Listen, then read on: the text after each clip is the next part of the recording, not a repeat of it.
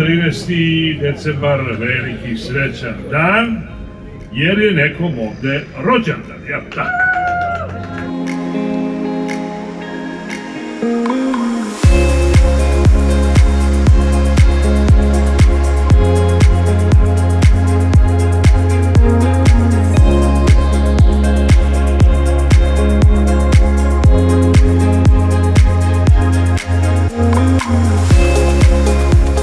Hello everybody, welcome. It's a pleasure today on our company birthday, 117 years ago, to open up the 19th store here in Smederevo.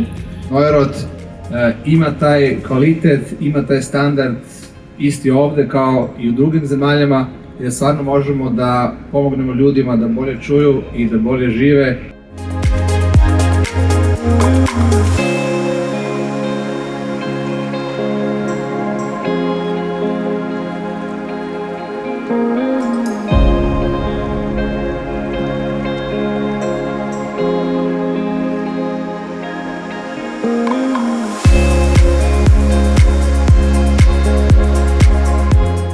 Veliko mi je zadovoljstvo da u ime kompanije Neurot najavim otvaranje 19. slušnog centra na teritoriji Republike Srbije i to upravo u Smederevu. Ono što je kuriozitet ovaj put je da kompanija Neurot upravo na današnji dan, 13.12. slavi svoj 117. rođendan. Tako da eto, Smederevo se može pohvaliti sa tim jako važnim datumom za našu kompaniju.